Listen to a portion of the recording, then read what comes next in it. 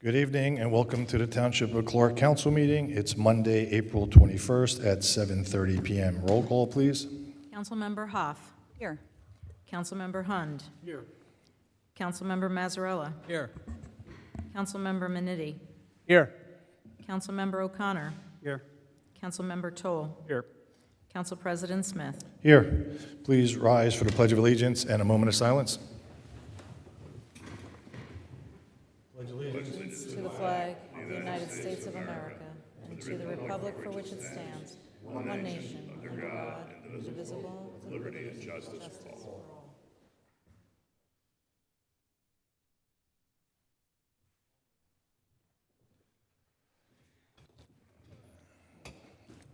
This meeting is in compliance with the Open Public Meetings Act, as adequate notice of this meeting has been provided by mailing the annual schedule of meetings to the Star-Ledger, Union County Hawk, Union County Local Source, and Tappan to Clark. By posting such annual meeting schedule on the bulletin board in Town Hall reserved for such announcements, the official website of the township, and the proper filing of said notice, formal action may be taken at this meeting. Okay, thank you. We're going to move to communications from the mayor and report of township officers. Mayor Albanese. Thank you, Mr. President. A couple of things going on in the community. First, I want to mention a big thank you to Columbia Bank for contributing and planting a red maple tree at Curry Field. Today is Arbor Day, and we want to thank them for doing that. Can't have enough trees. An update regarding fallen heroes. I'm pleased to tell you, first I want to thank you to all who've contributed thus far. We have some pledges we're expecting, very excited about, but we did receive a very generous donation from the American Legion, $8,000. The check was presented last Thursday, so thank you very much to Butch Sweetek for coming by and giving the check to former Captain Bill Duffy and myself. We're really pleased so that we can order the monuments and continue the project. So thank you so much to all the members and all the board members of the American Legion. As far as some of the things that are on the agenda tonight, I just want to mention that tonight we'll be welcoming, hopefully, our new acting CFO, Christy Vieira. We have total confidence in her, and we're very excited about her taking on the position. She'll be taking her exam later on this year, and we expect her to pass that and take on the position. So we are a civil service town, and in that regard, in order to fulfill the replacement of her position that she had, we'll be going through the process, and our business administrator has his hands full with that as one of the items, many items he's covering at this time.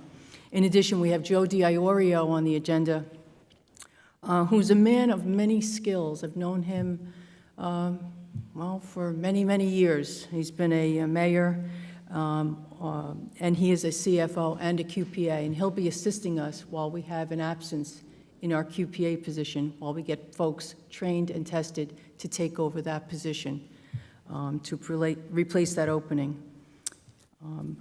Moving on to the budget. I'd like to make a few comments about the budget.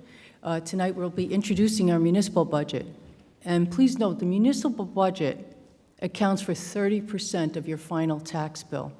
It covers all municipal services. This includes public safety, parks, recreation, roads, senior services, recycling, planning and engineering, and the public library, as well as much, much more. And to get to the bottom line of things, for this year, 2025, the average home has an equalized value of $527,000. So that's the average value of a home. The total municipal increase, including funding for the library, is under 2% this year. The average increase amounts to $48 per year for each household, average household, and that's $3.95 a month. The overall budget, including all revenues and appropriations, increased $2.75 million, from a total of $30.8 million to $33.6 million in 2025. But I'm pleased to advise you that $1.7 million Of that $2.75 million is related to grants received, which I've mentioned to you in the past, including most notably the $1.5 million purchase of a new ladder truck for our fire department, and a grant also for the rehabilitation of the Robinson House. The largest increases outside of our contractual salary increases come from the ongoing increase in health care costs, and that amounted to $491,000, an overall increase of 12%. That's about 4% less than the average value for those participating in the state plan, which was 16%. In addition, our communications department reflects an increase of $203,000, and that's related to investments for on-site desktop support and cybersecurity monitoring. While costly, it is absolutely necessary in today's environment. On the revenue side, we had a decrease in one-time state municipal relief fund aid from the state of New Jersey, and that was a reduction in revenue of $186,000, which we received in 2024. I'm pleased to provide the Township Council and the public with a budget that demonstrates our continued commitment to striking a balance between providing, as in the past, a wealth of services while controlling costs. And that concludes my update, Mr. President. Great, thank you, Mayor Albanese. Councilmember Huff.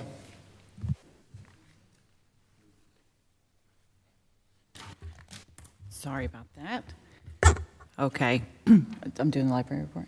Okay, sorry. I wanted to do the report from the library. They have several events that are coming up.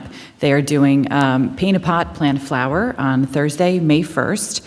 And all of the details can be found on their website, on their Facebook page. They really do a tremendous job putting the information out there if you want to take a look at it.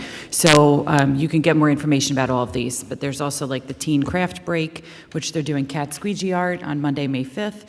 The Seeing Eye Presents, which is a visit with Seeing Eye puppies. That is happening on Thursday, May 8th. They're doing Female Spies of the Civil War on May 12th. And something I think that's phenomenal is Meet a Police Officer. That's going to be on Tuesday, May 13th at 3:30, and celebrate National Police Week by coming to the library to meet some real-life officers and listen to a story. They're also going to talk about their jobs, show off their gear, answer questions, and even let people check out their vehicles. So that is what's going on in the month of May. Again, you can look on their website, you can look at their social channels. They have a plethora of information that's easy to find.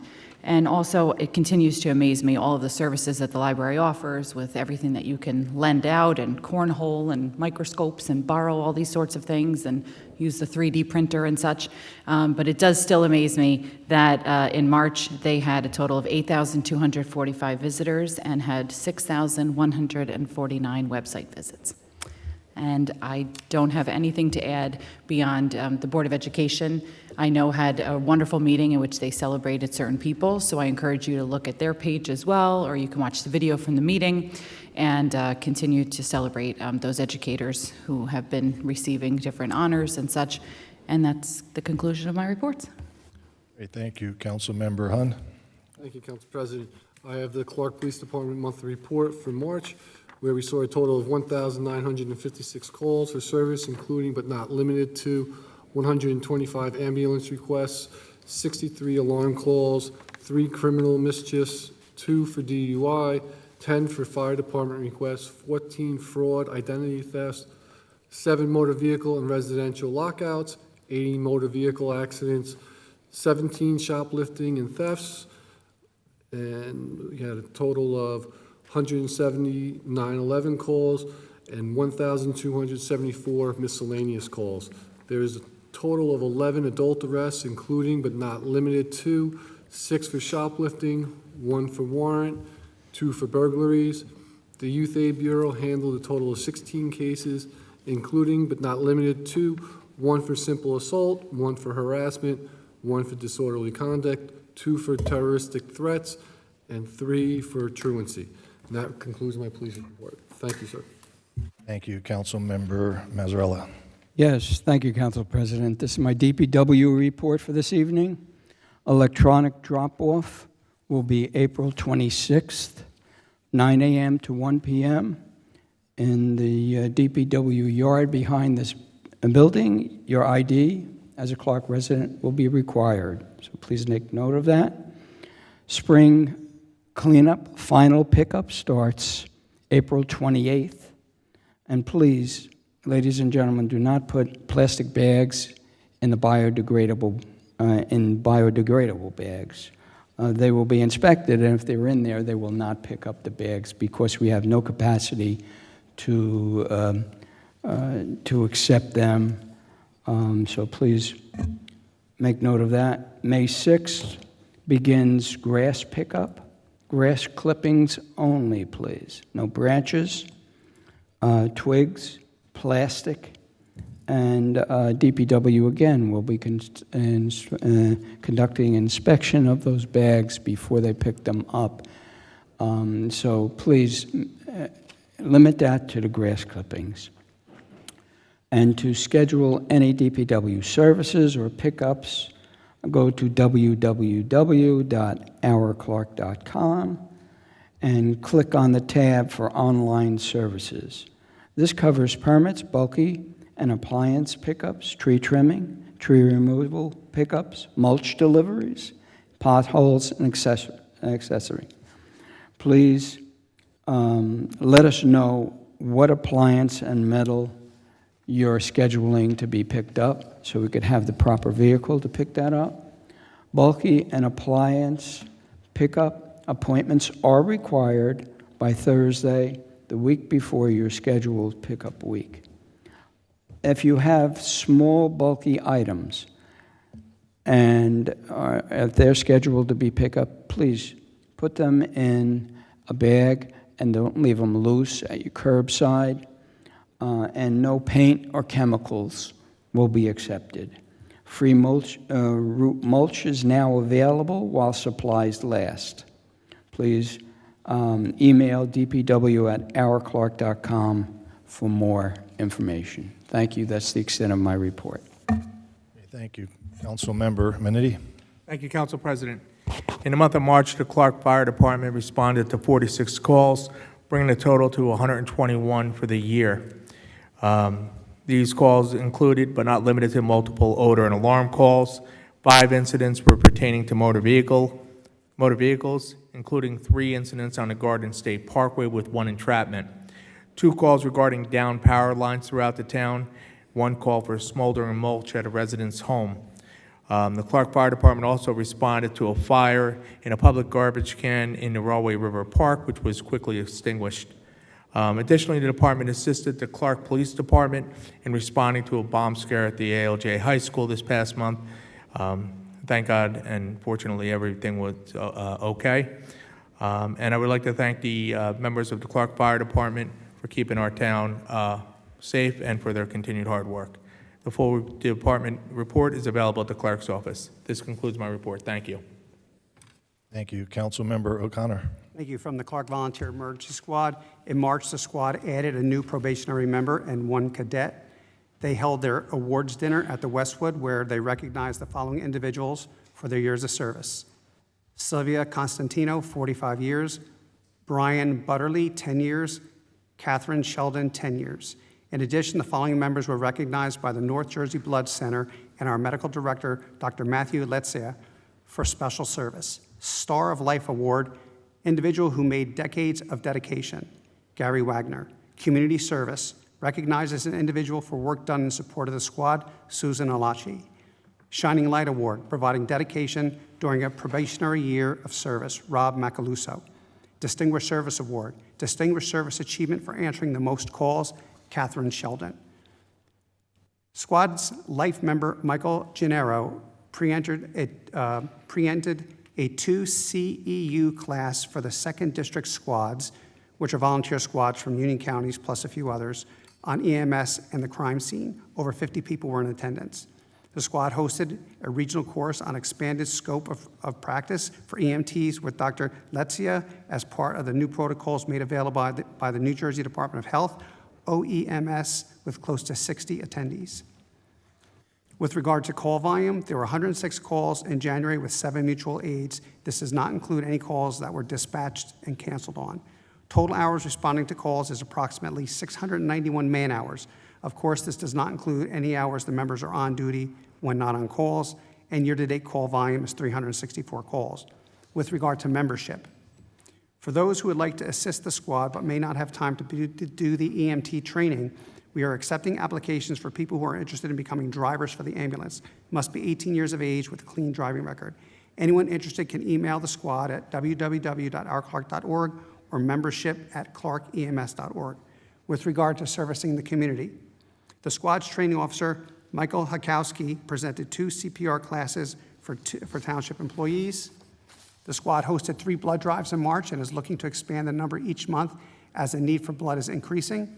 And the squad hosted Girl Scout troops working on their first aid badge and an Eagle Court of Honor. Respectfully submitted by Lori Sheldon, trustee. That concludes my report this evening. Thank you. Thank you. Councilmember Toll. Thank you, Mr. President. From the Environmental Committee, through Mark Hayden, the chairman, the annual Rollway River cleanup shall be conducted this Saturday, April the 26th, 2025, from 8:45 to 12 noon. All interested in participating are asked to go to the Winfield Park Dam. You go in from the outside of Winfield along the parkway, and it takes you right to the back end where the dam is located in the falls. Please wear appropriate clothing and bring a bucket and gloves for collecting the garbage. The cleanup is under the direction of Clark's own Joe Zebo, who will be giving an instructional tour for the importance of helping Mother Nature with the cleanup of itself by removing man's waste. If you have time this Saturday, I know everyone's busy doing their own worlds with the sports and the kids, and that's wonderful. We appreciate you're involved with your family. But if you can give a little extra time to go down to the Winfield Park Dam this Saturday morning, rain day is Sunday, to help clean up Mother Nature. These are the things that kind of get in the way sometimes. And we have to give it a little bit of help at bringing back our stuff and put it in the proper location so it's recycled. rivercleanup.comcast.net for all those details on the river cleanup and if you'd like to participate. And again, Joe Zebo's running this. The reservoir is done in the fall. The spring is the Rollway River. Refreshments will be offered to all participants and all are welcome. That's all I have for tonight, Mr. President. Thank you for your time. Great, thank you. From the Pool and Recreation Department, the Easter egg hunt was held on Saturday, April 12th from 12 to 2 p.m. in the Brewer Recreation Center. There were a few thousand people in attendance. There was plenty of crafts, entertainment, snacks, games, raffles, and pictures with the Easter Bunny. I want to thank Ralph Bernardo and his staff and the numerous volunteers who helped set up, work the event, and then cleaned up afterwards. If you're interested in any of the spring classes that are underway, there's still time to join them. Please stop by the Recreation Office for details. Registration is open for the Clark Community Pool.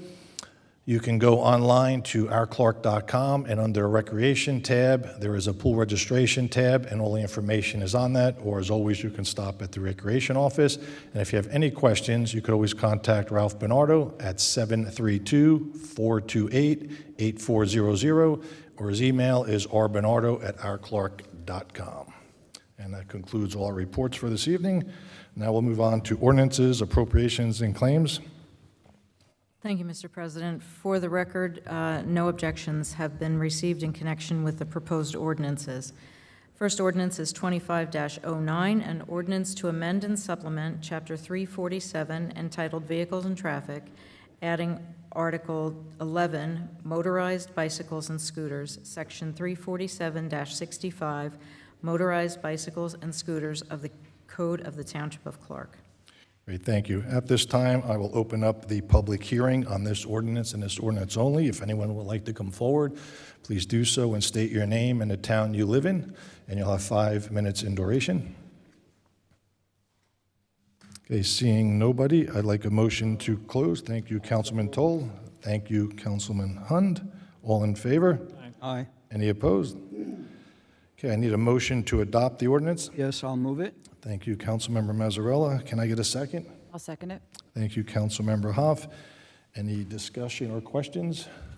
Jim, do you have anything to add? Or Mayor Albanese? Yes. As we discussed when this was introduced, over the past 12 months, we've gotten a lot of complaints and more issues about the safety of our children and also those who are driving in the streets. And it's very important that we implement this safety issue so that everyone understands what the rules are, and that's pretty much it in summary. It's about safety. That's number one. Great, thank you. Okay, roll call, please. Council members Hoff, Yes. Hund, Yes. Mazzarella, Yes. Minnitti, Yes. O'Connor, Yes. Toll. Yes. Council President Smith. Yes. Ordinance adopted. Next is ordinance 25-10, an ordinance to amend Chapter 117 entitled Clothing Donation Bins, Section 117-7, limitations on the locations and numbers of clothing bins of the Code of the Township of Clark. Great, thank you. At this time, I'll open up the public hearing on this ordinance and this ordinance only. If anyone would like to come forward, please do so. State your name and the town you reside in, and you'll have 5 minutes or duration. Okay, seeing no one, I'd like a motion to close. Thank you, Councilman O'Connor. Can I get a second? Thank you, Councilmember Hunn. All in favor? Aye. Any opposed? At this moment, I need a motion to adopt the ordinance. I'd like to move that, please. Thank you, Councilmember Hunn. Can I get a second? I'll second that. Thank you, Councilmember Hoff. Any discussion on this? I believe, go ahead, Jim, if you want to give a quick summary. This is just a request for the bins for veterans organizations. They still have to comply with all of the regular rules of pickup times, cleanliness, et cetera. So it's just one exception for veteran organizations. Great, thank you. Anyone else? Okay, roll call, Madam Clerk. Council members Hoff, Yes. Hund, Yes. Mazzarella, Yes. Minnitti, Yes. O'Connor, Yes. Toll. Yes. Council President Smith. Yes. Ordinance adopted.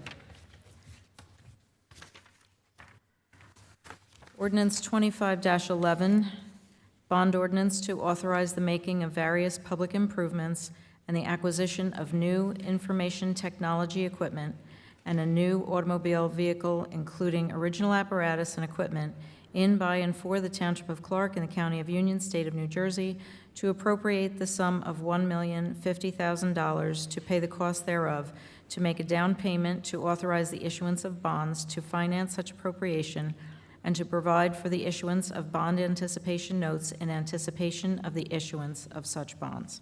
Great, thank you. At this time, I'll open a public hearing on this ordinance. If anyone would like to come forward on this ordinance only, please state your name and the town you reside in, and you'll have 5 minutes in duration. All right, seeing no one, I'd like a motion to close the public hearing. Who's that? Councilman O'Connor? And second was Councilmember Hunn. All in favor? Aye. Any opposed? All right, at this time, I need a motion to adopt the ordinance. Yes, I'll move it. Thank you, Councilmember Mazzarella. Can I get a second, please? Second that, Mr. Thank President. you, Councilmember Toll. Any discussion? Go ahead, Mayor Albanese. Thank you, Mr. President. This $3.3 million bond ordinance includes $1.6,440,000 in grants for basically our DOT grant, $694,000 for Valley Road. The fire truck, we're getting 75 cents on the dollar for that. It's $2.3 million of the ordinance, and we'll be paying down $800,000 and the balance from grants. And the Robinson House. I think you're doing ordinance number 4. We're on ordinance 3. Oop, sorry. Yep, we're doing the road improvements, the ambulance, and the IT. Okay, And it was $1,050,000. sorry about that. No problem. Do you have anything to add on that? No? Go ahead, Jim. Do you have anything? No, I think Oh, that you. was it. No, it's the first one, 2511 is for the 700,000 for roads, the 325 for the ambulance, and $25,000 for the For computers. the IT, correct. Yeah, it was- so, it's just the, the standard, that's about what we spend on roads every year, a little bit more than $1 million, but then we have the 694,000 coming in from the grant. And then the ambulance is unfortunately costing $325,000. And we want to upgrade our server so we have some redundancy and upgrade a bunch of computers that are reaching end of life, so we can have new Windows versions on it. Great, thank you. Can I get a roll call, please? Councilmember Hoff. Yes. Hund. Yes. Mazzarella. Yes. Minnitti. Yes. O'Connor. Yes. Toll. Yes. Council President Smith. Yes. Ordinance adopted. Ordinance 25-12 is a bond ordinance to authorize the making of various public improvements and the acquisition of a new fire truck, including original apparatus and equipment, in, by, and for the Township of Clark in the County of Union, State of New Jersey, to appropriate the sum of $3,340,000 to pay the cost thereof, to appropriate state grants, to authorize the issuance of bonds to finance such appropriation, and to provide for the issuance of bond anticipation notes in anticipation of the issuance of such bonds. Great, thank you. At this time, I'll open up the public hearing on this ordinance. If anyone would like to come forward, please state your name and town you live in, and you'll have 5 minutes in duration. Good evening. Hi, my name's, is it on? Oh, there should be a button. Is the light on, the green light? On the mic itself. Yeah. Higher, okay. Hi, everybody. My name is Jeff Alexander. I reside in Clark.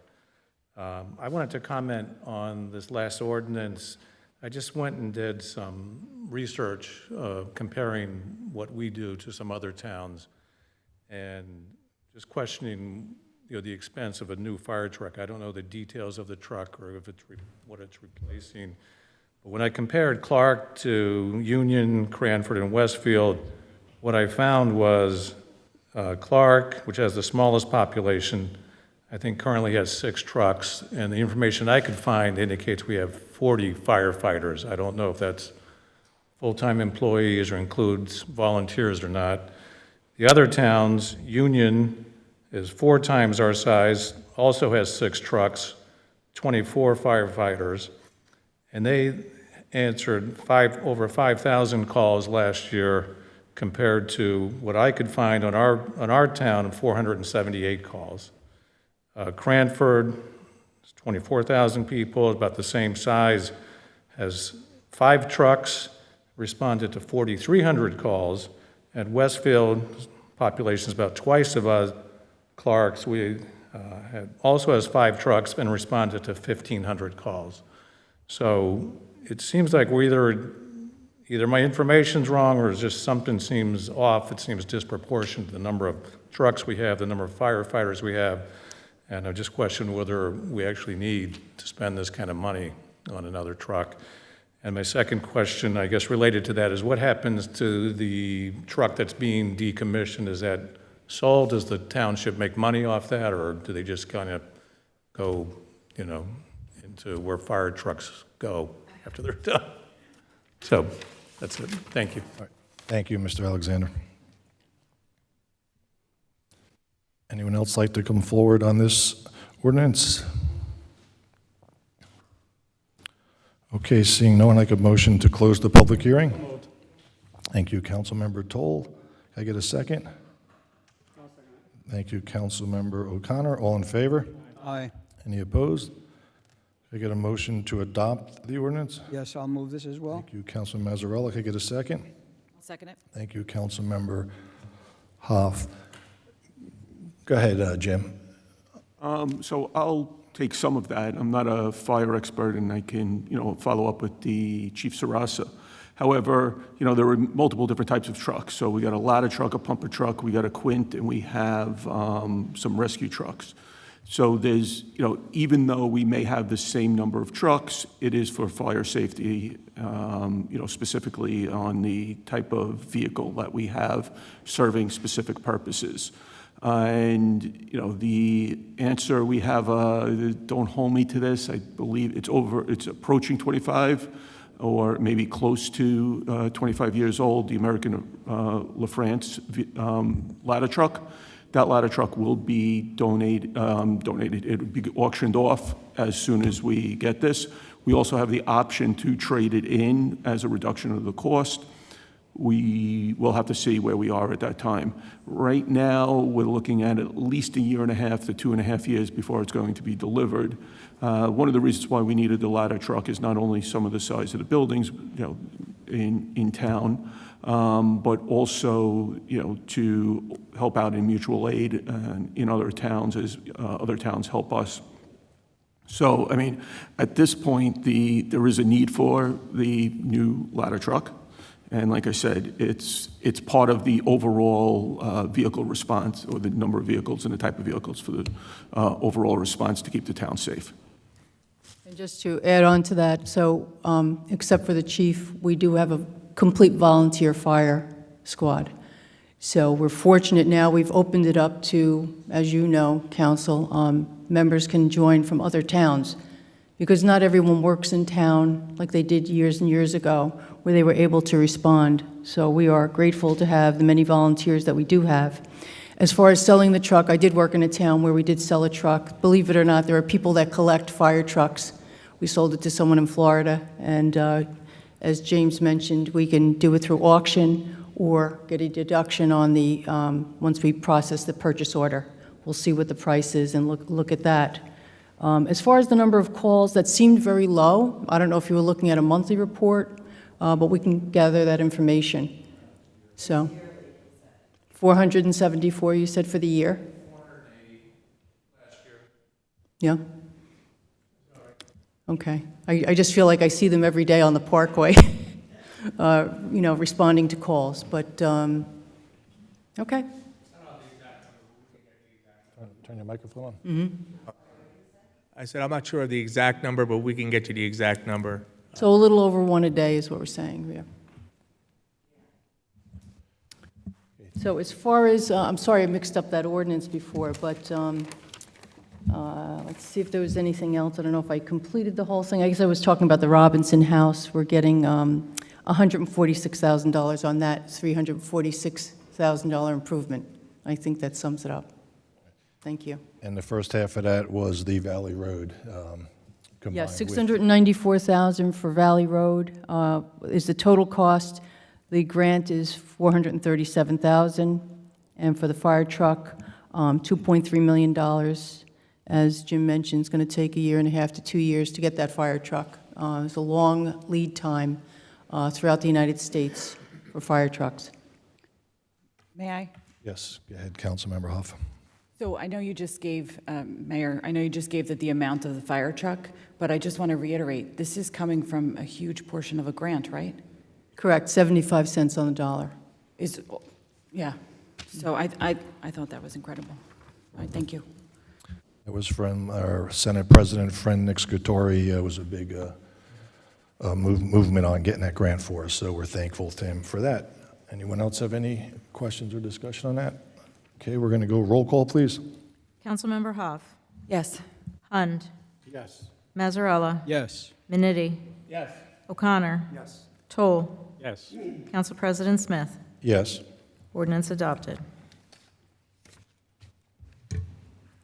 Okay, when you're ready, we'll move on to introduction of proposed ordinances. Okay, the first ordinance is 25-13, an ordinance to amend Section 33 of Chapter 347 of the Code of the Township of Clark entitled Vehicles and Traffic. Can I get a motion? Thank you, Councilmember Toll. Can I get a second, please? Second. Thank you, Councilmember Minetti. Any discussion or questions on it? It's pretty cut and dry, just a stop sign at the end of King Street where it goes into Bartell. Trying to take my job? Yeah, Anytime. saving your voice. Anyone else have any questions on that? All right, roll call, please. Councilmember Hoff. Yes. Hund. Yes. Mazzarella. Yes. Minetti. Yes. O'Connor. Yes. Toll. Yes. Council President Smith. Yes. Public hearing on this ordinance will be May 19th. Ordinance 25-14 is an ordinance to amend Chapter 240 entitled Parks and Recreation Areas, Article 2 entitled Use of Facilities, Section 6 entitled Fees of the Code of the Township of Clark. I get a motion, please? I'll move that, please. Thank you, Councilmember O'Connor. Get a second, please? I'll second it. Thank you, Councilmember Hoff. Any discussion or questions? Jim? Yeah, this is just something like we do, for all of our departments, all of our fees. We look at the surrounding communities, and actually our fees are still a bit lower than some of the surrounding communities, but it's a community outreach. It's, we want to have people, using recreation, so we don't want to make it, too cost prohibitive, but we are increasing all of the costs. I believe those fees have not been increased for over 20 years as well, correct? Or close to that? About 20 years. Yeah. Great. Okay, anyone else have questions or discussion? Okay, roll call, please. Councilmember Hoff, Yes. Hund, Yes. Mazzarella, Yes. Minnitti, Yes. O'Connor, Yes. Toll, Yes. Council President Smith. Yes. Public hearing on this ordinance is May 19th. Ordinance 25-15 is an ordinance to amend various sections of Chapter 358 entitled Motion Pictures of the Code of the Township of Clark. Can I get a motion, please? I'll move it. Oh, thank you, Councilmember Mazzarella, and second, Councilmember Toll. Thank you. Any discussion or questions? Go ahead, Jim. Yeah, so this comes from the State Film Ready Committee. And one of the things that they did is they have a website, they have the availability of what towns have a process in place to, film in. And they came out with a new set of guidelines. This is a breakout now of the new set of guidelines for turnaround time, in costs, depending on, what number of days that they're going to be filming, et cetera. So we're just staying consistent so we remain a film-ready community. Great, thank you. Anyone else have any questions? Okay, roll call, please. Councilmember Hoff, Yes. Hund, Yes. Mazzarella, Yes. Minnitti, Yes. O'Connor, Yes. Toll, Yes. Council President Smith. Yes. Public hearing on this ordinance is May 19th. Ordinance 25-16 is an ordinance to supplement Ordinance 24-17 entitled An Ordinance to Fix Minimum and Maximum Salaries. I'll move that, please. Thank you, Councilmember Hund is the mover. Can I get a second? Thank you, Councilmember O'Connor. Any discussion or questions? Jim? Yeah, this is to add the police director salaries to our salary ordinance. We never had it before, and it gives us the flexibility in the event that we want to add a police director. Great, thank you for the explanation. Anyone else? All right, roll call, please. Councilmember Hoff, Yes. Hund, Yes. Mazzarella, Yes. Minnitti, Yes. O'Connor, Yes. Toll, Yes. Council President Smith. Yes. Public hearing on this ordinance will be May 5th in Town Hall. Okay, I'd like to move to payment of claims. Councilman O'Connor? Thank you. I have reviewed the bills for the month totaling $472,370.57. Thank you. Great, thank you. All right, at this time, we will move to the citizens' hearing on the agenda. I'm going to open the meeting to the public. The public comment portion of the meeting is to allow the public to bring to the council's attention their concerns or comments in accordance with NJSA 10:4-12A and the Code of the Township of Clark. Each person addressing the council shall give their name and the town in which they reside to the clerk. All remarks shall be addressed to the council as a body and shall not exceed 5 minutes in duration. At the conclusion of the statements or questions from a member of the public, the council president, at his discretion, may choose to respond or not respond. So at this time, if anyone would like to come forward, please do so. And state your name and the town you reside in, and you'll have 5 minutes. Please come forward.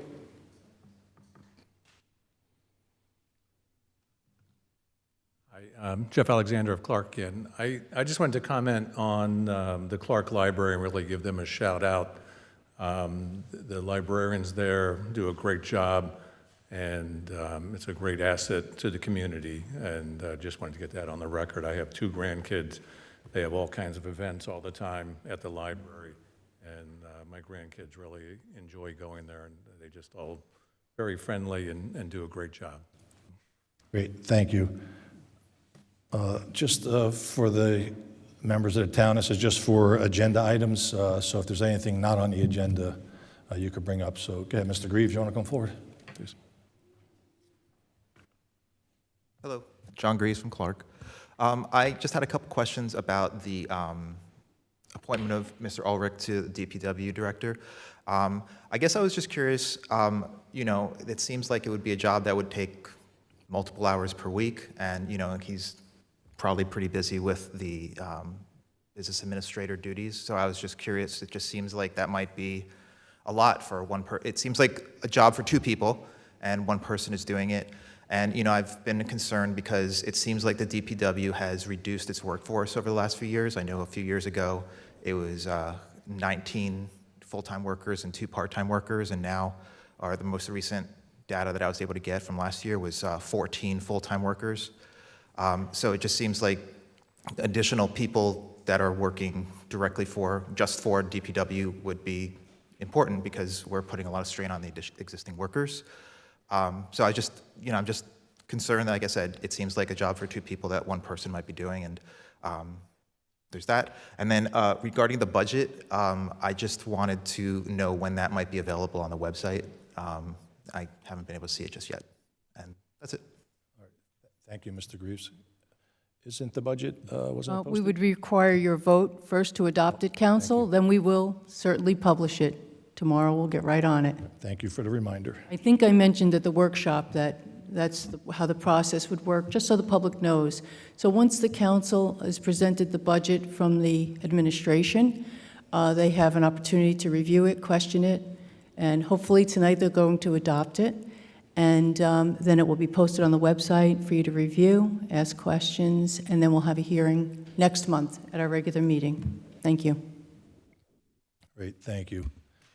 Anyone else like to come forward?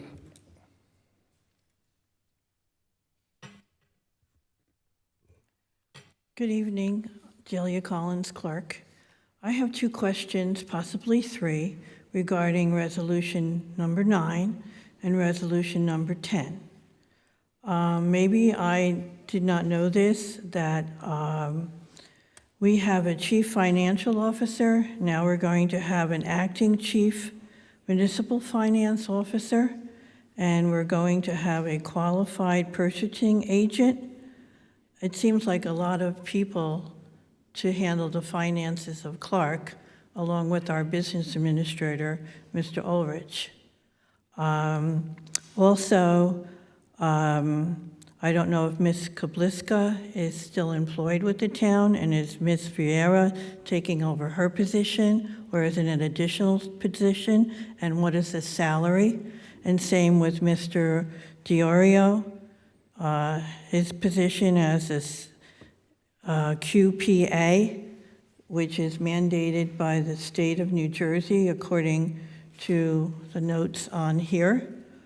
I don't know if you are aware that he was fined by the New Jersey Local Finance Board in 2024, a fine of $750, and he paid that fine in October of 2024. Thank you. Thank you, Ms. Collins. Anyone else like to come up on some of the agenda items? So regarding Ms. Kobliska, she is no longer employed by the town. She ended up leaving, took a business administrator position, I believe, in another town? Finance director in Summit. Finance director in Summit. So Christy worked for Jen and was in the process of taking all her classes, and she has a few more classes to take, so she is going to be the acting chief municipal finance officer. So basically sitting in Jen's position, but until she passes the test, she can't get the full title. Is that correct? Correct. We received approval from the director of DLGS, Mike Roberts, so that's exactly correct. Jennifer resigned. And Ms. Kobliska was also the qualified purchasing agent as well. That's correct. So it's not a statutory position, but it enables us to have a higher threshold of $44,000 when going out to bid. So I believe that Mr. Diorio is going to work on a case-by-case basis on for an hourly fee when he reviews a bid or what have you, or whatever documents.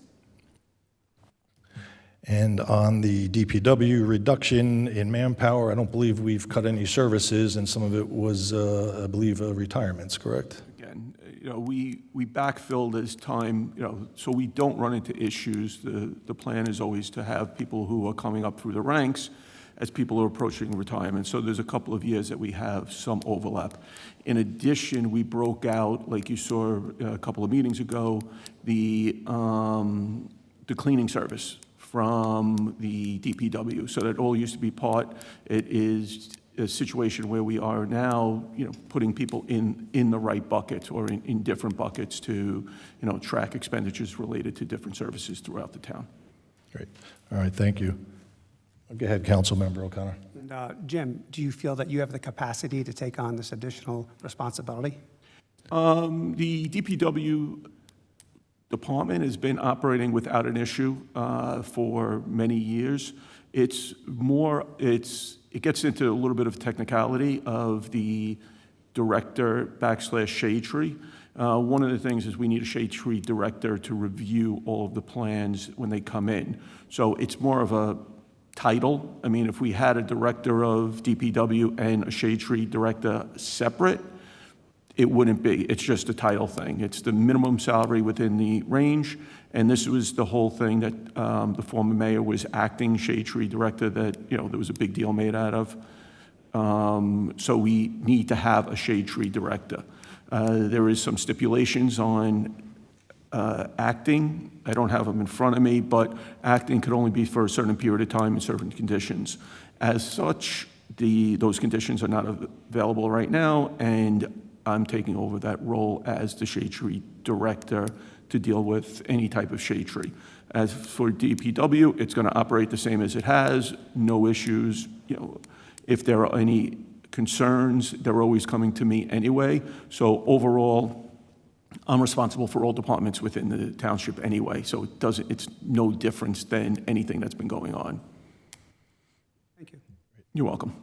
All right, thank you. All right, at this time, I'd like a motion to close this portion of the meeting. Thank you, Councilman Toll. Can I get a second? Thank you, Councilmember Hund. All in favor? Aye. Any opposed? Okay, now we'll move on to resolutions. First resolution is appointing Christy Vieira as Acting Chief Municipal Finance Officer effective March 26, 2025, for a term of 1 year, subject to renewal as permitted by law pursuant to NJAC 5:32-2. Can I get a motion? Thank you, Councilmember Manitti. Can I get a second? Councilmember O'Connor. Thank you. Any discussion? Anything to add to that?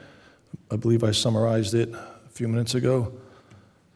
Yeah, I mean, it's all been approved by the state. It went through the state. This is just the final requirement that we need to do is send them a resolution from the township to formalize the agreement. Great, thank you. Roll call, please. Councilmember Hoff. Yes. Hund. Yes. Mazzarella. Yes. Manitti. Yes. O'Connor. Yes. Toll. Yes. Council President Smith. Yes. Okay, number 10 is appointing Joseph D'Iorio as qualified purchasing agent for the township and increasing the bid threshold pursuant to NJSA 40A:11-3A and NJAC 5:34-5. Thank you. Get a motion? Thank you, Councilmember O'Connor. Get a second? I'll second that. Thank you, Councilmember Manitti. Any discussion or questions up here? Jim, do you have anything? The only thing, just to answer the one question, I mean, he is certified by DLGS. He's been, his license is in good standing, and, I don't know the specifics per se, but he is, by the state, he's a licensed qualified QPA. Great, thank you. Roll call, please. Councilmember Hoff. Yes. Hund. Yes. Mazzarella. Yes. Manitti. Yes. O'Connor. Yes. Toll. Yes. Council President Smith. Yes. Number 11 is confirming the appointment of James Ulrich as Director of Public Works / Shade Tree at an annual salary of $1,750. You got a motion? I'll move it. Entire council? You Yeah, move you that? could do it. Yeah. Is everyone in favor of Yeah. entire council on that? Okay. Yeah, that's so fine. We're going to do an EC on that. Any further discussion on that? I don't think anybody better for the job. Thank you. Roll call, please. Councilmember Hoff, Yes. Hund, Yes. Mazzarella, Yes. Minnitti, Yes. O'Connor, Yes. Toll, I've got a couple of potholes for him, but yes. Council President Smith. Yes. Next is the introduction of the 2025 municipal budget. Do you want to read this into the record now, or do we got to do the motion first? I'll read it into the record Okay. first. Please do. Okay. Municipal budget of the Township of Clark, County of Union for calendar year 2025. Be it resolved that the following statements of revenues and appropriations shall constitute the municipal budget for the year 2025. Explanatory statement, summary of current funds section of approved budget year 2025. General appropriation, appropriations within caps for municipal purposes, $23,513,749.22. Appropriations excluded from caps for municipal purposes, $9,012,023. Local district school purposes and municipal budget, 0. Total general appropriations excluded from caps, $9,012,023. Reserve for uncollected taxes based on estimated 98.50% of taxes collected, $1,100,000. Total general appropriations, building aid allowance 2025 for school state aid 2024, 0. Less anticipated revenues other than current property tax, such as surplus miscellaneous revenues and receipts from delinquent taxes, $11,456,152.75. The difference, the amount to be raised by taxes for support of municipal budget, local tax for municipal purposes, including reserve for uncollected taxes, $20,868,495.47. Additional for local district school tax, 0. Minimum library tax, $1,301,124. Be it further resolved that notice is hereby given that the budget and tax resolution was introduced by the Municipal Council of the Township of Clark, County of Union, State of New Jersey on April 21st, 2025. And be it further resolved that said budget be published in summary in the Union County Hawk in the issue of May 1st, 2025. Be it further resolved that a regular meeting for the hearing on the budget and tax resolution will be held at the Public Safety Building, 315 Westfield Avenue, on May 19th, 2025, at 7:30 p.m., at which time and place objections to said budget and tax resolution for the year 2025 may be presented by the taxpayers or other interested persons. Great, thank you. At this time, can I get a motion? I'll move that. Thank you, Councilmember Minnitti, and I'm going to second that. Any discussion? Jim or Mayor Albanese, you have anything to add other than? I think, the mayor went over all of the highlights of the budget, and as we discussed, with the council. I mean, it was a tough year. We got it down as low as possible. About $50 a household. The average household is any increase is, an increase, but it was, it could have been a lot worse, and some of the surrounding communities are a lot worse. So we did a really good job of, keeping down the tax increase without reducing any services. Thank you. Councilman O'Connor? Yeah, I'd like to have some comments from the Finance Committee. Based on the 2024 and 2025 budget data, significant variances were identified and explained through the comments provided. The total expenditures for departments with notable changes rose from approximately $30.85 million in 2024 to $33.6 million in 2025, reflecting a total increase of about $2.75 million. This growth is driven by both controllable and fixed cost adjustments, often tied to strategic initiatives or staffing changes. Of the $2.75 million, $1.7 million was associated with an increase of expenditures related to grants received to rehabilitate the Robinson House and purchase a new ladder truck. We were further benefited from a reduction in debt services of $166,000. As a result, the average taxpayer will only see an increase of $48 per household, or $3.95 per month, as the mayor had alluded to earlier. Controllable expenses accounted for approximately $570,000 of the total variance and reflect strategic decisions made by individual departments. For example, the Communications Department saw a $203,000 increase due to investments in on-site desktop support and cybersecurity monitoring. The clerk's office added $62,000 to its budget to hire a deputy clerk in anticipation of a staff retirement. The Public Works Department increased its budget to allow temporary summer help, and the Tax Collector's Office adjusted spending to accommodate changes in billing services. These shifts represent targeted efforts to improve service delivery, streamline operations, and respond to staffing needs, all of which fall within the discretion of management. Fixed expenses, totaling approximately $765,000 of the overall variance, were primarily driven by contractual and non-discretionary obligations that departments have limited flexibility to adjust. For instance, the engineering department saw a notable increase tied to ongoing contractual engineering support and permit compliance efforts. Similarly, several departments, including police, fire, and emergency services, reported rises in fixed costs related to union-mandated salary increases, pension obligations, and insurance premiums. These adjustments reflect structural costs that support core municipal functions and are often dictated by labor agreements, state requirements, or multi-year contracts. Overall, the 2025 budget reflects proactive planning in both discretionary and non-discretionary areas. The presence of a clear justifications in the comments indicates thoughtful allocation of the funds, balancing the need for operational upgrades and service continuity with fiscal responsibility. Fixed costs remain the large component of the budget variance, but controllable spending highlights strategic intent. Thank you. Great, thank you. Get a roll call, please. Councilmember Hoff. Yes. Hund. Yes. Mazzarella. Yes. Minetti. Yes. O'Connor. Yes. Toll. Yes. Council President Smith. Yes. Public hearing on the budget will be May 19th. Number 13 is award of contract to the Yard LLC for grass disposal services in the amount of $18 per cubic yard. Get a motion? I'll motion. Thank you, Councilmember Hoff. Second, Councilmember Hun. Any discussion? Questions? Jim, do you have anything? I mean, this went out to bid, and we're taking the lowest bidder. Your The other microphone. bidder was at $21.25 with a additional fuel charge of $50 per visit versus the $18. And again, this is only the transportation, not the disposal cost. Disposal costs are billed separately through the county. Great, thank you. Roll call, please. Councilmember Hoff. Yes. Hund. Yes.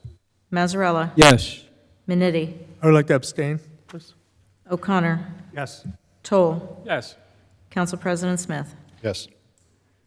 Thank you. Number 14 is award of contract to T. Fiatakis Construction Incorporated for the Year 50 Community Development Block Grant Curb and Ramp Improvement Project in the amount of $16,540. Get a motion? So moved. Thank you, Councilmember Toll. Get a second? Thank you, Councilmember O'Connor. Any discussion? Yeah, this is to do curb cuts, handicap curb cuts on Waterson. And again, we went out to bid, and the low bidder was at $16,540, and that's the one we're going with. Thank you. Roll call, please. Councilmember Hoff. Yes. Hund. Yes. Mazzarella. Yes. Minetti. Yes. O'Connor. Yes. Toll. Yes. Council President Smith.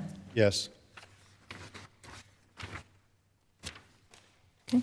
Now we'll move to consent agenda resolutions. The following items are considered routine and non-controversial items by the Township Council and will be enacted upon by one motion. There will be no separate discussion of these items unless a council member so requests, in which event the item will be removed from the consent agenda to be discussed and voted on following the approval of the remaining items listed on the consent agenda. Madam Clerk, you want? Thank you. Number 15 is authorizing submission of a grant application requesting $250,000 and execution of all necessary documents by the mayor and/or business administrator for the 2025 capital project grant program to upgrade the Sexton Pump Station.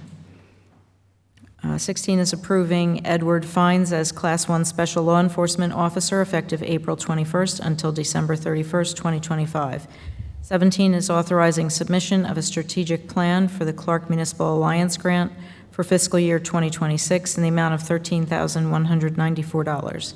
And 18 is authorizing the tax collector to apply sewer account balance adjustments as credit in the amount of $38,919.20. And 19 is authorizing the tax collector to refund overpayment of sewer fees in the amount of $420.34. I get a motion to adopt the consent agenda? So moved, Mr. Thank you, President. Councilmember Tolk. I get a second? I'll second. Thank you, Councilmember Hoff. Roll call, please. Councilmembers Hoff, Yes. Hund, Yes. Mazzarella, Yes. Minetti, Yes. O'Connor, Yes. Toll, Yes. Council President Smith. Yes. President Smith? Council President, I'd just like to congratulate Edward Fines and welcome him as a Class 1 Special Law Enforcement Officer.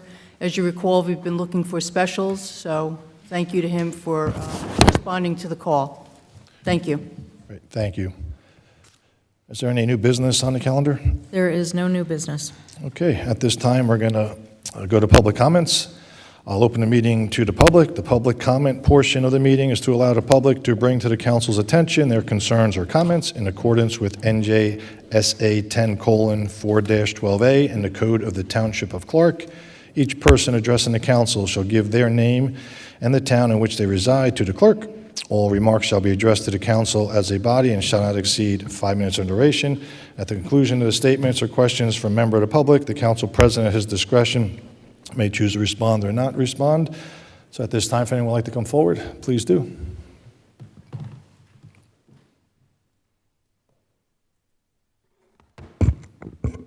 Good evening. My name is Michael Schulman. I live in Clark, New Jersey.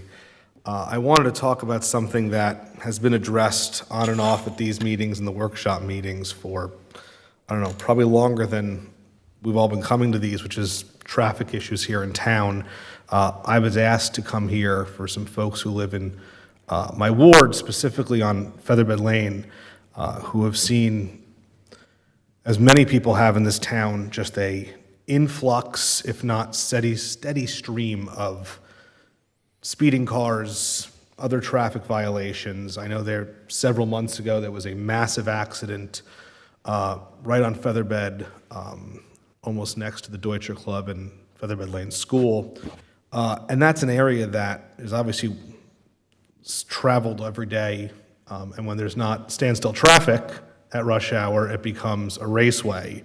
And this is an area that, as just mentioned, has two schools, the Deutscher Club, a community service organization, and is an area that I think is in desperate need of some sort of traffic control system.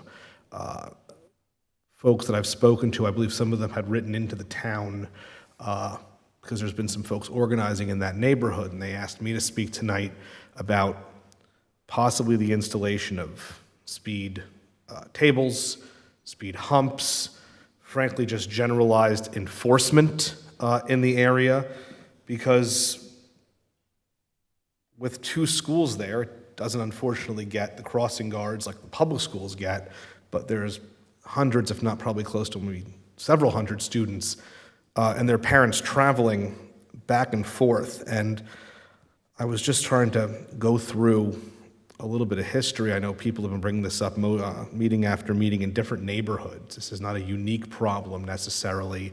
And back at a workshop meeting about a year and a half ago, there was another individual asking for the same type of relief on a different neighborhood, and it was mentioned by the mayor's predecessor that we don't put in speed humps or speed tables, and in fact noted that they're apparently unlawful. So, of course, the person I am did some digging, and there's nothing in the state or county statutes that prohibit the construction of these, and these are town roads. So it really would fall to us, traffic and engineering, to actually look into this. And I was curious to know, I guess, question-wise, can there be a study? I don't think there's been one recently. One hasn't been mentioned, at least I've been coming for now for several years, to really confirm the need for these so we don't get a worse accident. And the idea that was mentioned by the individual that we don't put them in is it impacts DPW snow plowing. And again, I think an irrational explanation, because every other town has speed control devices, and all of them have plows and leaf pickup and other machines that go on the streets without issue. So I was hoping that after tonight, the council would strongly consider actually taking some action and requesting that the town engineer and the folks in charge of traffic, I'd say in alliance with the police department, to look into some of this so we don't get a serious accident again that results in something worse like we had a few months ago. Thank you for your time.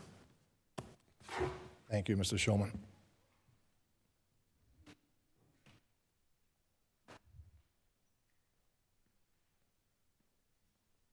Hello, John Greaves from Clark.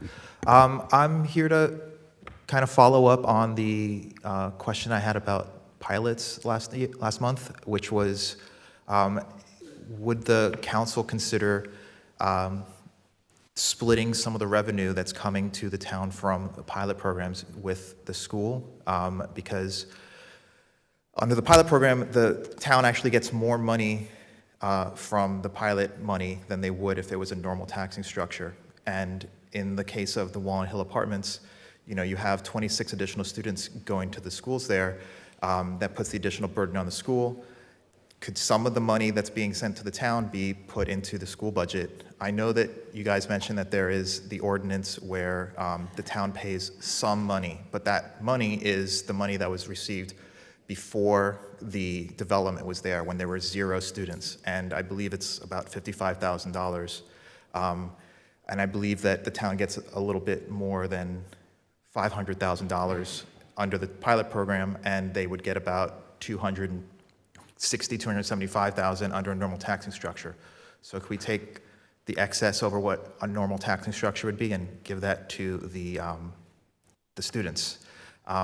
So there's that. And then I didn't really know much about the QPA that was being appointed. I heard from the other resident that there was a fine given.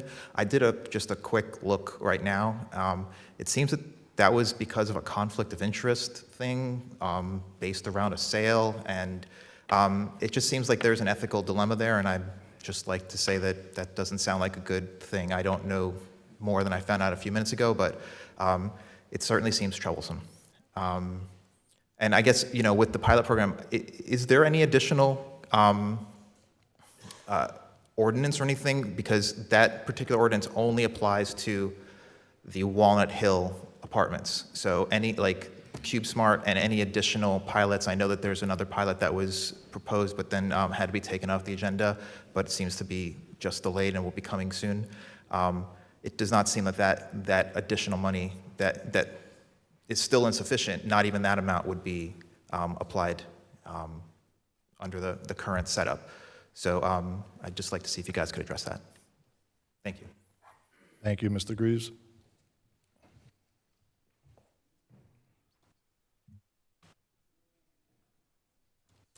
Hi, Nancy Twaskis, Clark. I guess in one or two of the meetings that I missed, we no longer have to give our address, I noticed that. Second, I must be the only person that really doesn't like to hear the use of grants over and over and over and over again. I'm not saying we don't need a new fire engine. I'm not the fire engine chief. I've done no analysis in the fire engine, the age of it, whether it has any parts that don't work anymore, need to be replaced, how much maintenance is going on in it. But I ask myself, I wonder if we weren't getting 75 cents on a dollar, would we be buying a new fire truck? Then I see grants mentioned again later on in Consent Agenda Resolution 15, Consent Agenda Resolution 17. But is there a money-making machine that just prints out money with the word grant on it? All of this money is coming from the taxpayers. If it's coming from the state is taxing everybody in the state. And they're not only taxing me for my fire engine, but every single fire engine in the state. We're all being taxed for all this stuff. And I think I'll go, we'll go from here to the county. I go to county meetings, grant and grant and grant and grant and grant. And I ask myself, is really all of that necessary?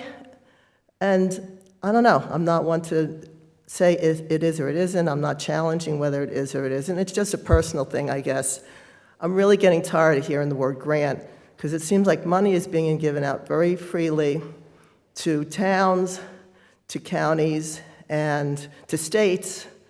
And the state of New Jersey is not a cheap state to live in. So, like I said, I must be the only person that doesn't like the word grant. Grants.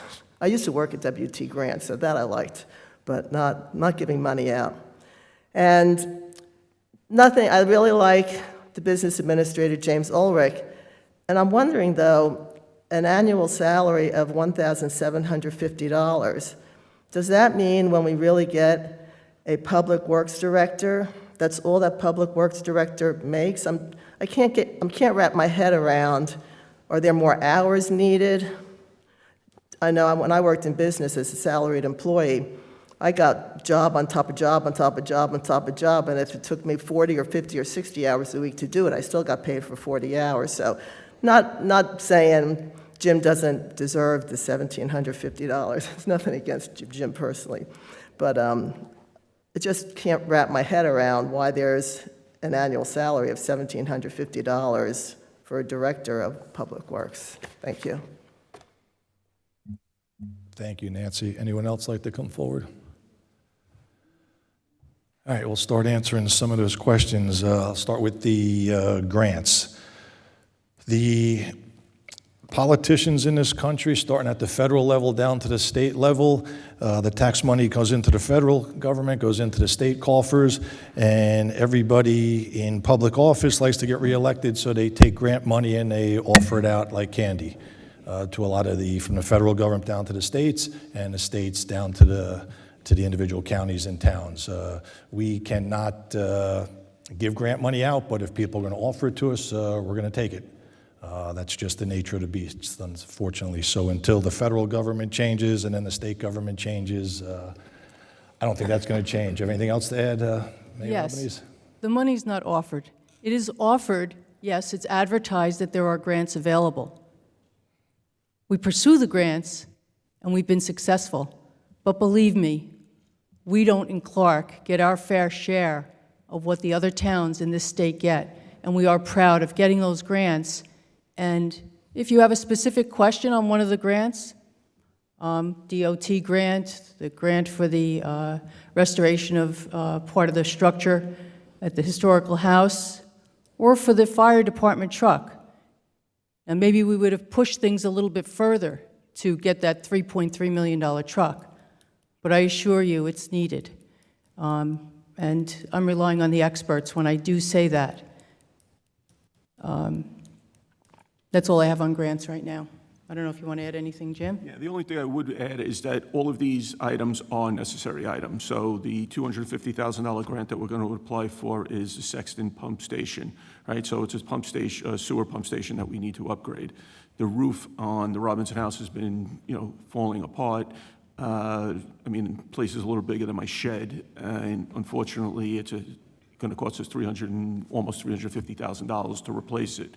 Reason being is because it is an historical building, and it doesn't only benefit the township of Clark, it benefits the state, the county, and this is another one of those uses. And Nancy, I agree with you 1,000,000%, right? Personally, doesn't say anything about the council or anybody else, but if they're going to be giving the money, and these are expenses that we need, and we could use some of that money to offset our costs, I mean, it makes total sense to do it.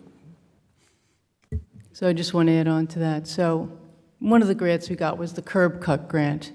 So I've been going to those meetings for over 20 years, CDGB. We don't have low-income situations, thankfully, here, as much as some of the other towns surrounding us. They do get those grants. They get large grants, hundreds of thousands of dollars. We get $16,000, $35,000. It was hard to even get to that amount, but I'm happy to give my time and participate in those meetings to make sure the money is doled out correctly from the community block grants. I guess maybe one thing you could do is go to the state and some of the other organizations if you feel that the government's giving out too many grants, and maybe either direct more money our way or tell them to eliminate them. That might be a good idea. But from my own point of view, I think it's important for the citizens to understand that we are working here to get as much in grants as we can. I know our schools in particular haven't gotten their fair share for one reason or another, maybe legitimate, maybe not. But we do try to get grant money. And from my own standpoint, I will continue to do so, and I'd be happy to discuss it further with you, Nancy. Thank you for the comments. Great, thank you. On the DPW shade tree, I believe the $1,750 is the low end of the salary scale we have for that position? Scale, I just looked it up, it's $1,750 to $20,000. $20,000. So that's the minimum. Great, thank you. Back to the pilots again. Mr. Greaves, the student enrollment is down. I'm going to give you the exact number. We have 11 less students in our school district as of 3 weeks ago. We have 2,286 students in our schools, and that comprises ALJ, Kumpf, Henley, Valley, and the preschool. And last year at this time, we had 2,297, so we had 11 more. The school gets their fair share of the money they ask for from us. We are, if not the only one of the only towns in this state who does give back some money from the pilot programs. Every other town that we know of or contacted keeps the money for themselves. And again, whenever there's tax appeals, we have to foot the bill 100%. We don't go to the county and say, give us your 20%. We don't go to schools and say, give us our 50%. So you get up here every meeting and you ask us about the pilot programs, and until the school comes to us and says they need more money, which they don't because they have a surplus, there's no need for us to give them money. So go ahead, Mayor Albanese. So, Mr. Greaves, I looked on your website, and there's a little lesson about limits on levy increases and information about the Board of Education. And it clearly states on there, you wrote, the state cap on levy increases. New Jersey law caps the annual increase in the school tax levy at 2% of the previous year's levy. This cap is intended to limit the tax burden on residents and requires districts to manage their budget within this constraint. Exceptions to the cap. Certain exceptions are exempt from the 2% cap, and you outline the items that are exceptions, similar to what the municipality does.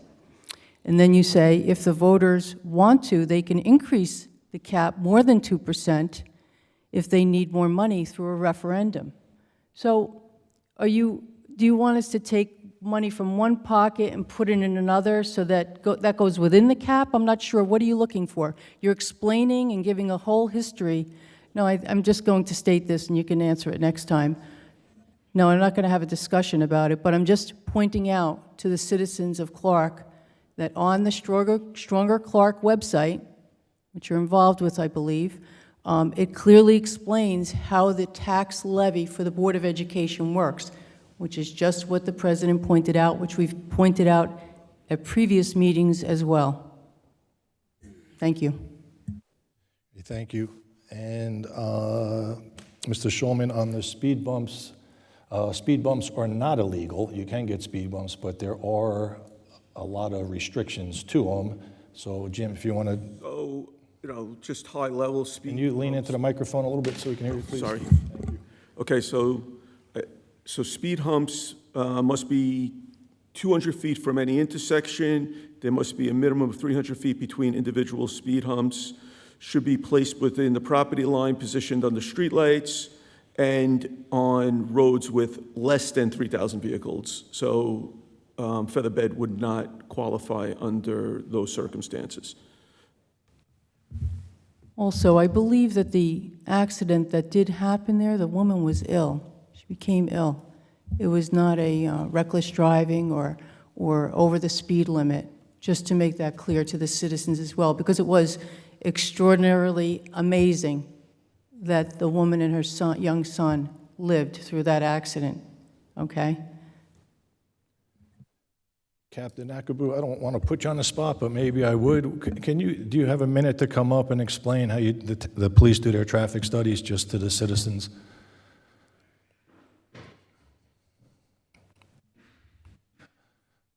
Thank you. Captain Mike Akabu with the Patrol Division. I'm not a traffic expert, but we will be deploying the radar trailer in certain locations, and we will have proactive enforcement out on Featherbed. To answer Mr. Schulman's question, we never, as far as I've been the patrol captain, Featherbed Lane was never a problem area. But as far as with the traffic studies, I can have our traffic department and speak to Detective Captain Lott in regards to potentially put out a device out there. Because I believe we did a traffic study within the last year or two on Featherbed, or maybe longer. I don't know. No, I mean, we can got a ask bunch of traffic Captain studies. Lott. I mean, we could always check that out. But, Yes. But again, And we have had complaints on Featherbed, but I get complaints on a lot of streets. And I think it was Mr. Greaves who told me traffic's not an issue in the town. But as I said before, and I think he's probably got a tape of me saying, traffic, traffic, traffic. That's what people are concerned about in this town when it comes to the police department. So yes, it is a problem. We ask that people do not speed, but they continue to do so. And as our officer in charge said, we'll be doing some studies, get some equipment out. And to the citizens, please be mindful when you're driving. You're coming off fast roads. Keep your mind on the road. As we mentioned this evening, we're passing a ordinance to protect children and others, adults, who drive motorized vehicles, which may be small and not expected when you're driving down the street. I walk a lot in town. People don't expect walkers. You have to be a defensive walker in this town, in any town. It's New Jersey. Everyone drives. We're not a city, we're a suburb. You must drive. So please be mindful. I don't want to admonish anyone, but I appreciate all those that do follow it. But, I see it every day. I've got the Ring camera messages that come up about people speeding all the time. So please be mindful. Do you have anything Thank you, Officer Akabu. And, for the month of March, we did have 234 motor vehicle stops and 38 radar details. So it's a big, significant increase from the past month. So, Great, thank you. all right, thank you very much. Appreciate it. All right, at this time, we are going to close this portion of the public comments. Can I get a motion? Thank you, Councilmember Hunt. Can I get a second? Thank you, Councilman Manetti. All in favor? Aye. Any opposed? All right, we're going to go to professional comments. Mayor Albany, is there anything further to add? This weekend, we have the Little League Parade, correct? And softball parade. And combined. softball. And so in light of that, we're going to make a change, right, Jim, on the announcement that was made about the electronic drop-off. We're not going to have it this weekend coming up. We're going to change it to May 1st, May 3rd. Okay? So please make a note of that. Hopefully you're still tuned in, and make a note, May 3rd will be the electronic drop-off. Great, thank you. Councilmember Hoff, do you have any closing comments? I have a few, yes. I wanted to say, especially as the newest member of the council, with the cost of things increasing, and I'm working hard on trying to get educated, and I feel very good about those who compiled and spent so many hours, especially in the face of recent changes that have occurred regarding changes to grants. Sorry, Nancy, but I'm going to talk about grants a couple times. It's amazing to see just how much really in the budget is such a fixed cost. But to see how fiscally responsible that this feels. So while I've said it privately, I do just want to say publicly thank you to the mayor, to the business administrator, and my fellow council members for helping me dive into and start understanding. But obviously seeing the tremendous work, the time, the knowledge that goes behind this budget, and I appreciate it immensely. Kind of as an addition, just talking about getting educated and understanding what's going on. The pilots, just not to jump on that as well, but it's been very rewarding and very clarifying, getting further education about the pilots. I know that, we've talked about it, it's come up multiple times, that there's been meetings for members of the public to understand that there's so much information online.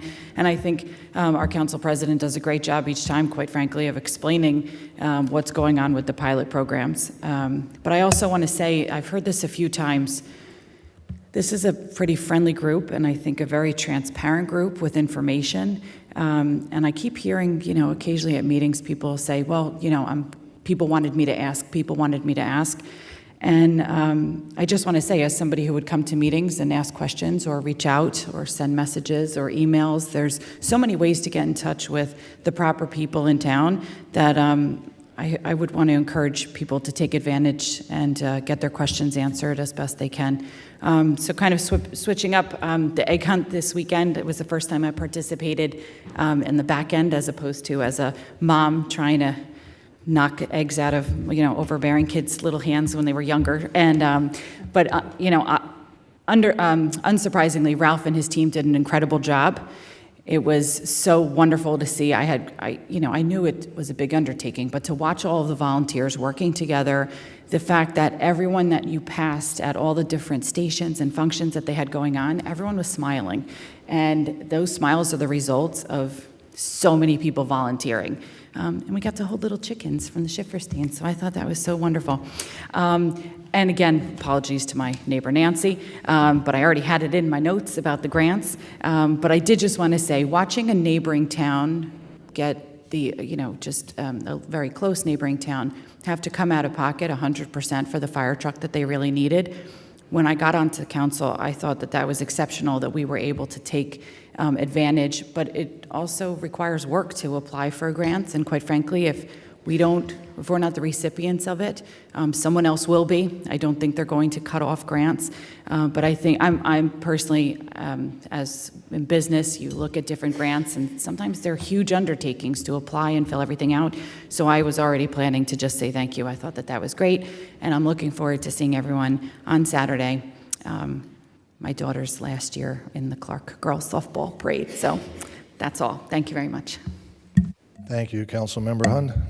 Yes, thank you, Council President. Just want to thank Jim and his staff as well as the mayor and council members who worked on the budget. A $50 increase for the entire year is tremendous for the town after everything that's happened, as Councilwoman Hoff has said, with all the different changes that have gone on in the last several weeks or months. So, Jim, thank you very much, and please pass that on to your team and staff. What a great job on that. Congrats to the EMS employees, or I should say members, who received the awards that Councilman O'Connor mentioned earlier. That's tremendous that they're recognized for their efforts. It's a volunteer organization, and to receive those recognitions really means a lot to those individuals. And just real quickly, thank you to the mayor, as she explained the budget at the beginning of the meeting. I think she pointed out all the key points that needed to be mentioned, and that will pass along for people out in television land, if they were listening at that point, to give them a good understanding of what makes up the budget and how we go about that. So that's all I have. Thank you very much. Thank you, Councilmember Mazzarella. Yes, thank you, Council President. Just to make a quick comment on traffic around our community. Yes, we do have a lot of traffic. That's primarily because of the surrounding communities funnel all of the traffic down towards Central Avenue and the entrance and exit on the Parkway. We're probably one of the highest traffic issues throughout Union County because of the accessibility of the Parkway to the surrounding communities. So where do they go? They travel through Clark. Yes, they do travel at excessive speeds. But I was been telling a lot of the residents, because they do call me quite frequently, and they're concerned about the traffic and the speeding. And I tell the people that call, or when I see them on the roads, get involved. Be proactive, and if you see something, as I've always said, that doesn't seem quite right, whether it is by your home or whether it is vehicles traveling, call our police department. Take a tag number from the vehicle. Everybody has cell phones. Take a picture of the vehicle. Get involved. That's going to be the biggest deterrent, because then you're going to call police headquarters and give them the information and all of that, and give them the tag number, and they'll follow through with that. But what happens is people like to talk a lot about it, but they don't want to get involved. So you should, rather than speaking a good talk about traffic calming, what the police should do, what we should do about traffic calming, ladies and gentlemen, you're part of this community like the police department is, like we are. Get involved. Take the tag number, or take a picture of the tag number if you see speeding. Pass it on to our police headquarters. They'll follow it up. And if you see anything that doesn't seem quite right in your neighborhoods, call our police headquarters. They're going to respond quickly to ensure your safety. So that's all I have until next month. Be well, stay safe, and God bless. Thank you. Thank you, Councilmember Minetti. Thank you, Council President. Just one of the things when, about motorized bicycles.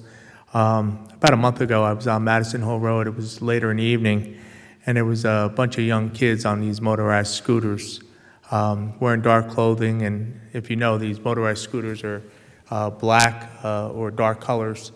And a lot of these cars that we drive today don't make the sounds that we did 5, 6, 7, even 10 years ago. They're a lot more quieter. And anyway, to make a long story short, one of the kids was driving in the middle of Madison Hill Road, and I almost hit him. And the reason why I bring that up is, as a father and as a grandparent, I think as parents we should, ask our children, number one, not to be careful with these motorized bicycles. I know they're out there and a lot of people are buying them for their children, but we have to be very careful. They're dangerous, and if they're not going to take responsibility and drive down a road like Madison Hill Road, there could be, a fatality, or somebody could get seriously hurt. So I bring that to the community. Just talk to your children. There's a lot of new drivers on the road, including my son, and they're not always looking out for these bikes coming off the sidewalks and things like that. So just something, I wanted to bring the attention to the community. Second thing I know was mentioned with the Easter egg hunt, I thought it was a great job by Ralph. He did a wonderful job, brought a lot of the community together, and it was just an awesome time. And it is spring, and our sports are in full season. Come out and support our sports teams. We got baseball, we got soccer, baseball, softball, lacrosse playing at the high school. We got Clark Little League starting up, Clark softball. So go out, support our children, and look forward to seeing everybody on Saturday. That concludes my report. Thank you. Thank you. Councilmember O'Connor. Thank you. First off, Jim, great job with the budget. And again, like you, your department, as well as all the department heads, because it's never a fun time when you got to put together the budget, because you can ask for everything, but you don't get everything. So it's a hard job, and thank you so much for that. With regard to the fire truck, so as many of you know, I've been on here for years. My dad was a volunteer Clark Fire member, life member. And I remember, and I'm going to take a little out of Brian's book, he's probably got something going in his head. Mid-'70s, Ramada Inn went up, which is now the Holiday Inn. And because of that, we needed to get a snorkel. The snorkel was basically a bucket truck. It was lime yellow, and that was the beginning of what we needed. And again, we meet the needs of the community. And I wholeheartedly voted for the fire truck. To show up at a fire and not have the apparatus to do your job, to me, is unfulfilling. And remember, we have volunteers. They're not paid. So they're missing time with their families. I remember my dad running out Christmas Day to go to a fire. And to go to a fire, to leave your family and not have the apparatus to help you either save lives or put a fire out to stop further damage would be disheartening. So with that. With regard to traffic, as the mayor mentioned, traffic. Why is there so much traffic? It's not just Clark, it's all around. You can't get through Westfield, Clark, or anywhere because of traffic. So where does all this traffic come from? It comes from the state mandating that we build on basically every square inch that's buildable, nonstop, with no money for infrastructure. So they leave the towns with the price tag of them collecting taxes and just getting people into the state and let us figure it out. We're the ones that have to deal with it. No one's driven right since COVID. Since COVID, I mean, you drive the Parkway, Turnpike, Route 9, 22, no matter where you go, people just don't know how to drive anymore. And when I say that, what I mean is they think they know how to drive, but speed limit is not a limit, it's a suggestion. And I know, as Captain Akabu talked about, as the head of patrol, he's done a lot, his department's done a lot to try and slow down traffic, but unfortunately, we can't have a police officer on every street at every moment. So there are going to be times when people speed. So I know Captain Akabu and his team do the best they can, but again, it's New Jersey and they're building on every square inch that is buildable. So you want to start someplace, start with the builder's lobby, because they're the ones that are getting it done. That concludes my report. Thank you. Great, thank you. Councilmember Toll. Mr. President, I'm going to keep it quick. I'm going to pull this stuff out of my brain. I'm going to throw it out there. Fire trucks. He said it all about the personnel, but I'm going to throw the other stuff.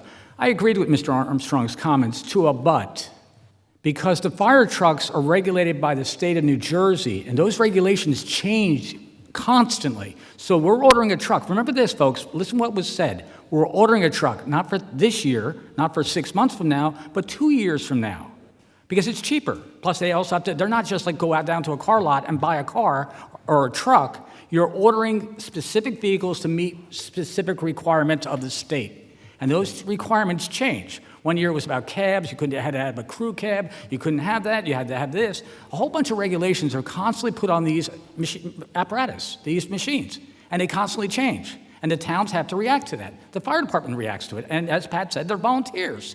Well, we need to have the updated equipment so that we can do our job. In the middle of the night, when you hear those sirens, you know they're doing their job. And they should have, as I always say, safe, clean, and green.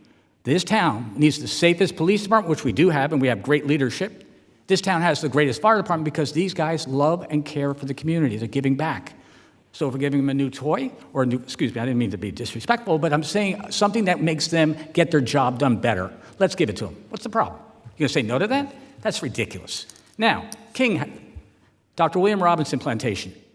Just listen, it's a museum, 1690. There's nothing else in the state that matches up to it. Museums have regulations, have rules and regulations they have to abide by. In 2005, 2006, we put airplane wire across the center so the thing didn't collapse inwards on it. That brought the structural back to it, but over time, another, 19 years, 20 years, the roofs start to leak because they're shingles. They're not a roof with tar and all the rest. So what I'm trying to say to you is, it's a 1690 museum, only one in the state of New Jersey, one of the most limited ones in the country, except you go up to New England, Boston, Massachusetts area. It's an issue that we're supporting something special to give to our children. So if we spend some money, yes, it's something that's appropriate. We're not wasting money.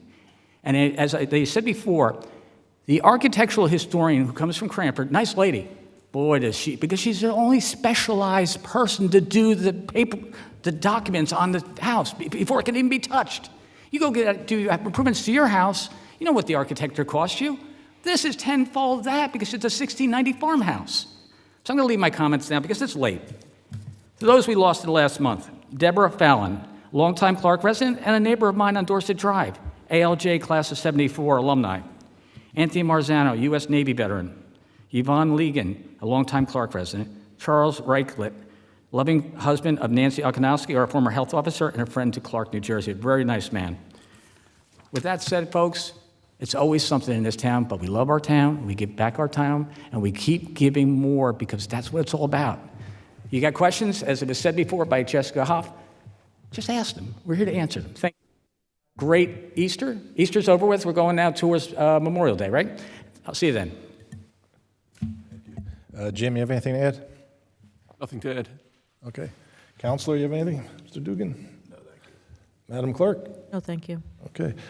Just in closing, again, the Softball Little League Parade kicks off at 9 a.m. this Saturday morning at the Exxon Station on Westfield Ave and proceeds down Westfield Ave past the Municipal Building where the softball players go into their complex and the Little League makes a left and goes to their complex. So please come out and line the streets.